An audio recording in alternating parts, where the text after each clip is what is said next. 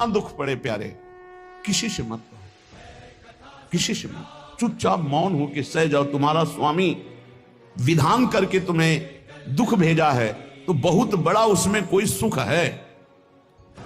वो मंगल भवन है, तुम्हारा मंगल होने नहीं दे सकता। दिखाई दे सकता है कि अब अमंगल हो गया हमारा, अमुक अमुक अमुक, कुछ नहीं। धैर्य पूर्वक अपने मार्ग में सीधे चलते रहो। उसका विधान आया है, वो दुखद हो या सुखद, सुखद है तो हर्षित मत हो, दुखद है तो शोकित मत हो, आगे बढ़ो। देखो ये अध्यात्म है, ये कमर कस लो कि इस जन्म में मुझे इस भव समुद्र से पार होना ही है।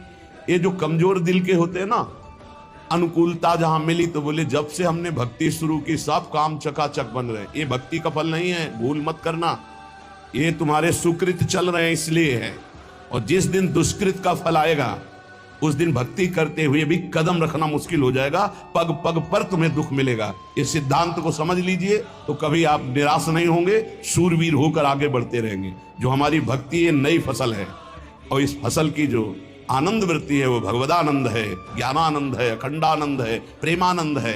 वो ये भोगानंद नहीं है, विषयानंद नहीं कि भगवान की बड़ी कृपा जो चाहो वो भोग मिल गए। ये सुकृतों के फल है। ये सुकृत और दुष्कृत दोनों को यही नष्ट कर दो और निकल चलो भगवान की परम धाम में, जहां नित्य सेवा सुख का आनंद सहचरियां ले रही है। श्रीपाद कह रहे संतर्जयस ताड़यन, कोई मुझे बहुत डांटे भर्त्सना करे और ताड़यन पिटाई भी कर दे, मुझे कुछ कभी शिकायत नहीं करनी प्रभु से। देख रहे हैं ना, वो उन्होंने विधान किया है ना कि इसको पीटो, तो हम चुपचाप पीट लेंगे, किसी से नहीं कहना। रहीमन मन की मन व्यथा रखिए मन में गोए, सुनिठ ले हैं लोग सब बांटने। इसलिए असंगो हम, असंग किससे कहें अपने दुख सुख की बात। अपना दिल तो दिलवर को दे दिया, जो बीते सो दिल तो उनके पास है, वो तो जाने दुख सुख की बात, हम क्या जाने। हम तो बस आपके हैं। मौन, अपने विषय में न सुख की बात करे न दुख की, मौन बात करे तो प्रभु की करे, नहीं तो मौन। मान लीजिए अगर ये मौन आप धारण कर लेंगे तो निकल जाएंगे माया से, नहीं तो किसी की निंदा कर देंगे, किसी का ऐसा कटु वचन बोल देंगे, परुख वचन बोल देंगे, भजन छीन हो जाएगा, भजन करने की वृत्ति नष्ट हो जाएगी। जीवन में अगर कोई हमें कष्ट दे रहा है तो हमारा कर्म है, ना कि कोई व्यक्ति। ये बिल्कुल सिद्धांत तक चर्चा समझ लो। वही व्यक्ति जो मुझे द्वेष करता, वही व्यक्ति जो मुझे कष्ट और दंड देता, वही व्यक्ति प्रणाम करके छाती से लगाकर आंसुओं की धारा से अभिषिक्त किया, तो वो व्यक्ति था या कर्म।